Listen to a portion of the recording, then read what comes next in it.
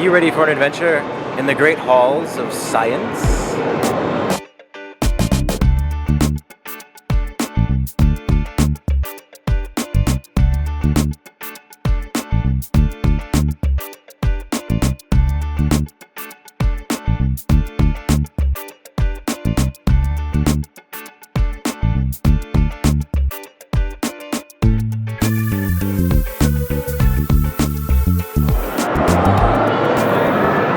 The Museum of Science and Industry in Chicago, and we're here for a special event called Snoozeum. It's a unique event wherein you are permitted to actually camp out amongst some of the museum's incredible artifacts. Oh, poo. It's literally an all-nighter at the museum and includes snacks and a breakfast and even a scavenger hunt. And it all starts right here at check-in, where you're assigned a sleeping area given snack times, and once you drop your stuff off, you're free to roam about the museum. The hardest part might be trying to figure out where to start your adventure, but I think I know just the place.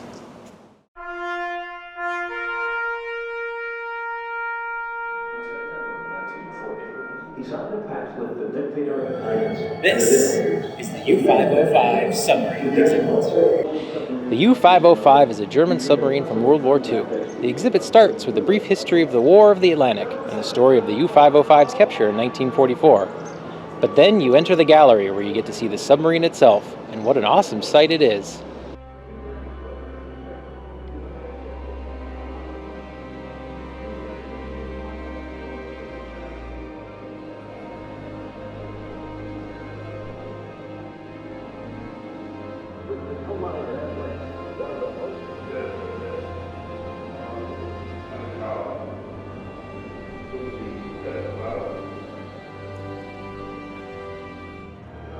Some facts. Crew size 54 men.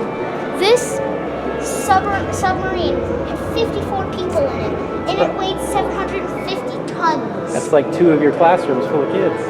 Basically, one of the best features of this submarine is not only being able to walk completely around the exterior, but you can also take a tour of the interior of the submarine.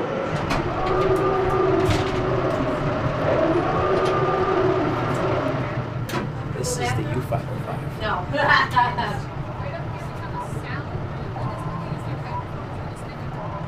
So the Americans captured the boat by placing depth charges in the water. Outside of the submarine are exhibits about the war and life at sea.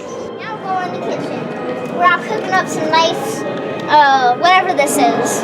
I don't know what it is. I'll just bunk down here for the night in a simulated submarine bunk.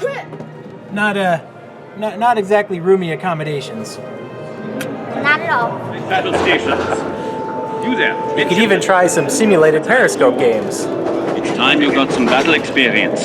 Step up to the attack periscope and I'll show you how it's done. What do you think? Submarine, science or industry? Neither. History, more history. True. Yeah. But also science! How? Science, we learned about buoyancy, how the water things go up and down. Oh, yeah. Yeah. We did. Science! Science. Speaking of science, this is Science Storms.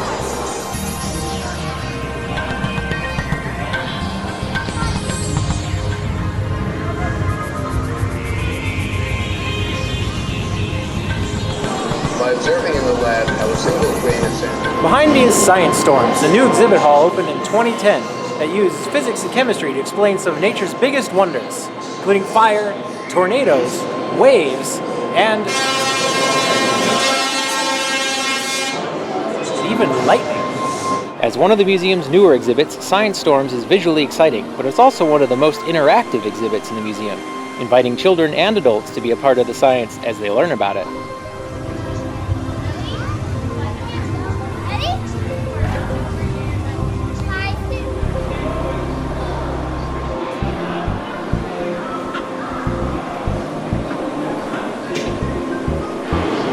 Science! 8, 7, 6, 5, 4, 3, 2, 1, bing! And just as I thought I would never be able to drag Charlie away from Science Storms, something else caught our attention. This is Old Ben 17, the coal mine exhibit. The museum also features a simulated coal mine, Old Ben, that has been with the museum since 1933. In fact, some of the equipment down there was cutting edge when it was first opened. Me and Charlie are checking out the old mining exhibit. Coal. Coal. Coal. And more coal. The exhibit starts with an elevator descent into a coal mine, where a guide teaches you about the technology and dangers of coal mining throughout history, including a ride on an old coal mine train. Look at the flame here. We'll pump a little bit of that methane. Deadly stuff. Industry.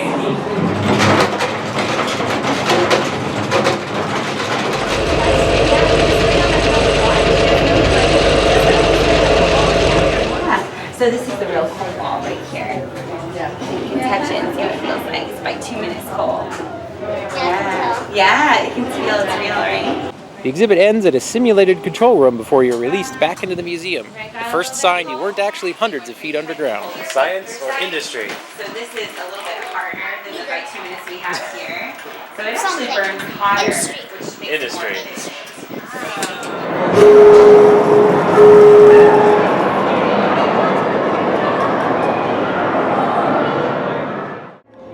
This is the Whispering Gallery.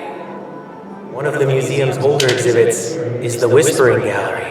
Right, Charlie? Scary. It says whisper in gallery. Through careful architectural design and acoustic engineering, two people standing a whole room apart can whisper as if they were right next to each other. Is the thing here me? I think you can. Okay, that's good. Okay, it says whisper is shaped like an ellipse. E-L-L-I-P. This is freaky. The footprints are placed. This has gotta be science. Science. Just in time for a hungry Charlie, we descended into the Brain Food Court for a healthy snack. You should at least get something like a cookie. I mean, one of those big ones that are like this big. Those are good. That's what I call a snack. I know there's more apple in there. I know it. I found it. Comet 504, contact Monster Tower 132.22. This is an actual Boeing 727 jetliner. 3222, Comet 504, will do. The flight exhibit. 539 Oxford, good morning, flight 8210, descend to maintain 4000.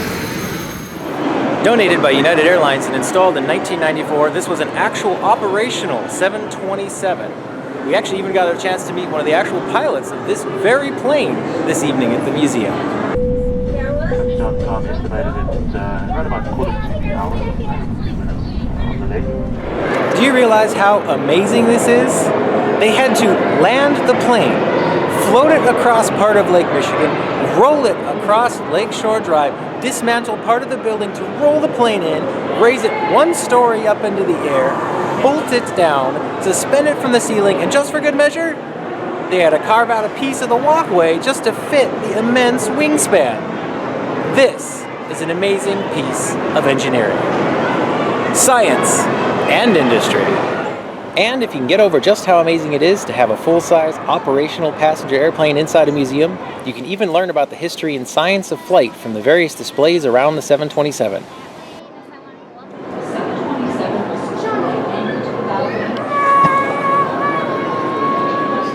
But even as a flight fanatic, it's hard to miss what's going on in the gallery just below the airplane. This is the Great Train Story.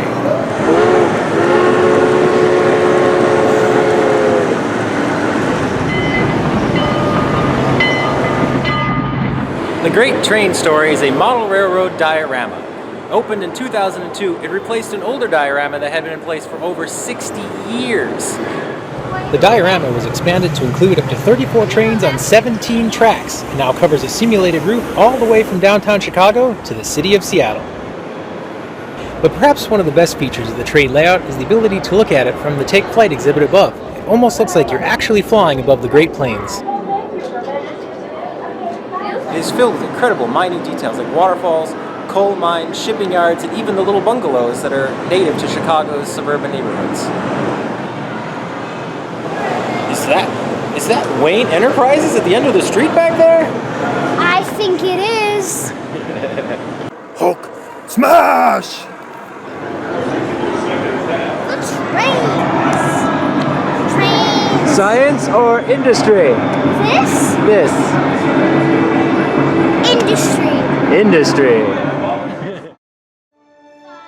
It was about this time that all the excitement of our adventure and a little fatigue from the long day caused us to get a little, goofy? Rejected, and it's not real. If I touched it, if they let me touch it, but they can't, then my hand will either go right through it. I don't want to touch it. I'm going to touch it. I'm not going to touch it. Nickelodeon. Old Timer Street, having old timers. Look at me, I'm going to the haberdasher. It's a Walgreens.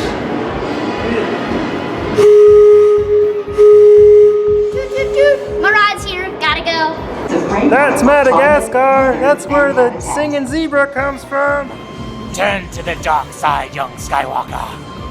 A speak and spell. The museum seriously has toys from my youth. Speak and spell. Speak and spell. Speak and spell. This isn't science or industry. No, girly stuff. Welcome to Colleen Moore's Fairy Castle. Come along on a trip to Fairyland.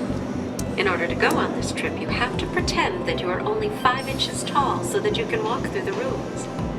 Let's begin in the magic garden. Let's not. Shh, the old cars are sleeping. Be very quiet. Constant cycle of evaporation and precipitation. Evaporation. Ooh, fancy word. What is this? Is this science? Evaporation. Where rain is rare. Science! Throughout this one.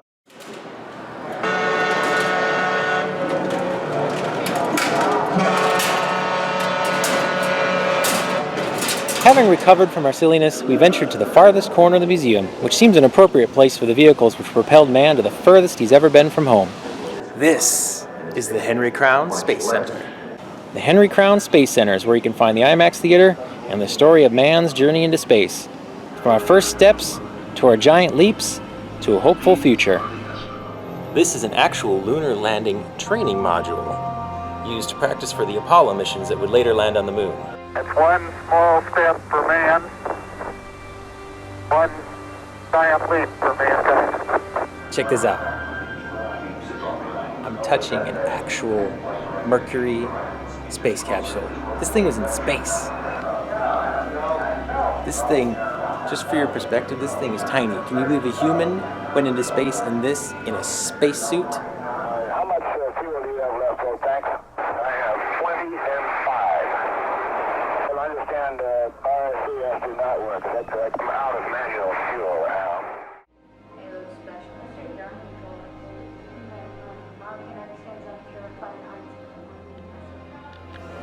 Don't let its humble appearance fool you. This capsule represents perhaps the greatest achievement in science and industry in this entire museum. This is the Apollo 8 command module, the first spaceship to ever take humans beyond Earth orbit. And on Christmas Eve 1968, 3 days after its launch, the 3 men in this craft became the first humans to ever orbit the moon. And they commemorated that historical event with a reading from the book of Genesis. Back on Earth, the crew of Apollo 8 has a message that we would like to send to you. In the beginning, God created the heaven and the earth. For hundreds and thousands of years, mankind could only look up at the moon. But on December 24, 1968, for the first time ever, thanks to this capsule, man looked back. In this photo, the famous Earthrise almost didn't happen were it not for the excitement of the crew members overseeing the Earth rise over the lunar horizon. It is speculated this photo here is the inspiration for the environmental movement.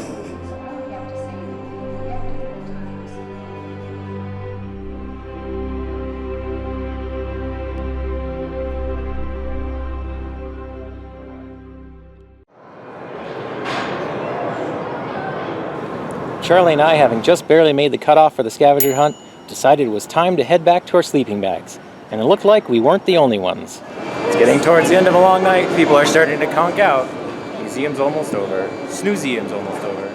It's officially, like, I don't know. I actually don't know what time it is. Probably like 12 o'clock, something like that. Just about. Yeah. Lights are officially off. It's time for sleeps at the Museum of Science and Industry.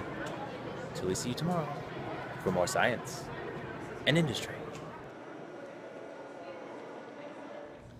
Science. Shh.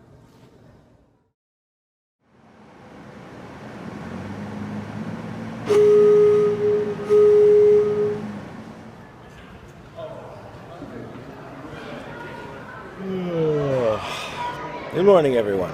Now, with the rousing sound of the coal miner whistle at 6 a.m., everyone wakes up to get ready for day 2 of this Snoozeum adventure.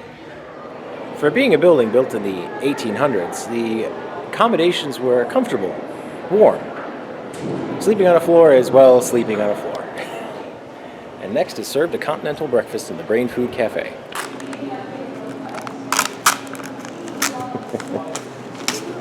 It's 6 a.m. on a Saturday.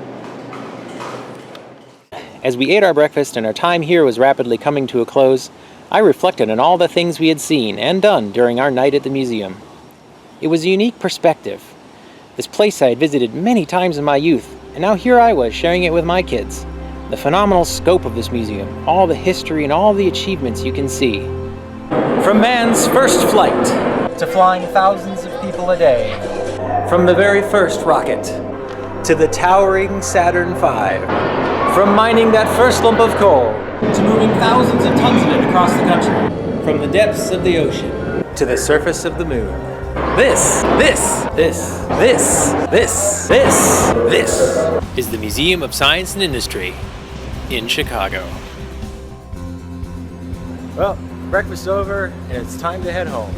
Hope you enjoyed our stay with us, and I hope you can join us again next time for another adventure in Great America. Goodbye-bye. Sean, is this science or industry? Industry! Is the tornado science or industry? Fire science! Gross science. Cute science. Escalators, science or industry? I think both. Good answer. Science! Who knows? Places, people. Door sound.